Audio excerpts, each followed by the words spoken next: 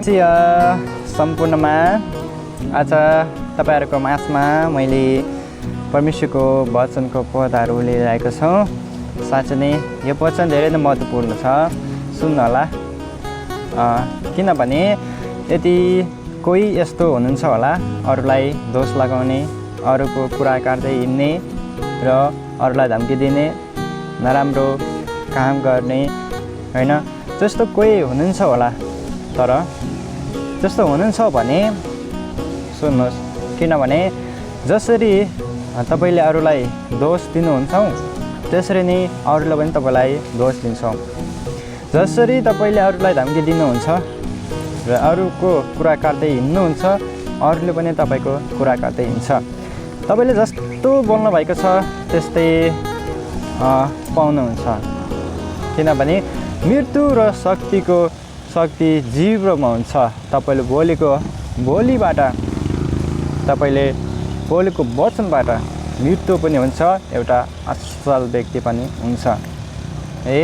त्यसैले परमेश्वरको वचनले भन्दछ मत्ती 7 अध्याय 1 पददेखि 2 पदसम्म यसरी लेखेको छ, अरूलाई दोषी नठहराऊ र तिमीहरू पनि दोषी ठहराइने छैनौ। किनभने जसरी तिमीहरू अरूहरूलाई दोषी ठहराउनेछौ त्यसरी नै तिमीहरू पनि दोषी ठहराइनेछौ। जुन नापले तिमीहरू नाप्दछौ त्यसै गरी तिमीहरूको निम्ति पनि नापिनेछौ। आमेन। जसरी तिमीले अरूलाई दोष लगाउनुहुन्छ अरूले पनि तपाईलाई दोष लगाउँछ। जस्तो तिमीले गर्नुहुन्छ त्यस्तै पाउनुहुन्छ है।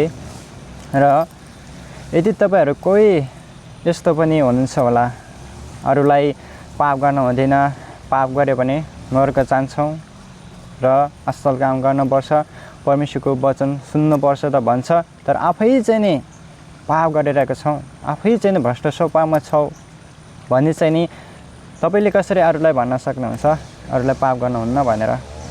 तर यदि कोही यस्तो हुनुहुन्छ भने पहिला आफै चाहिँ यो संसारको भिडदेखि अलग रहनु र आफैले पाप गर्न छोड्नुहोस्, आफ्नो भ्रष्ट स्वभावलाई त्याग्नुहोस्, परमेश्वरको वचनद्वारा फर्किनुहोस् र परमेश्वरको असल भेरा हुनुहोस्। त्यसपछि तपाईले अरूलाई भन्न सक्नुहुन्छ तपाईले पाप गर्नुहुन्न, हामीले परमेश्वरको वचन सुनेर परमेश्वरको असल चेला बन्नुपर्छ भनेर तपाईले भन्न सक्नुहुन्छ। परमेश्वरको वचनले भन्दछ मत्ती 7 अध्याय 3 पददेखि 4 पदसम्म यसरी लेखेको छ, किन तिमी आफ्नो भाइको आँखामा भएको धुलोको काँडा देख्दछौ तर तिम्रो आफ्नै आँखामा भएको मुटा चाहिँ थाहा पाउँदैनौ। अर्थात् तिम्रो आफ्नै आँखामा मुटा छ भने कसरी तिमी तिम्रो भाइलाई भन्न सक्छौ मलाई तिम्रो आँखाबाट धुलोको काँडा निकाल्न देऊ। आमेन।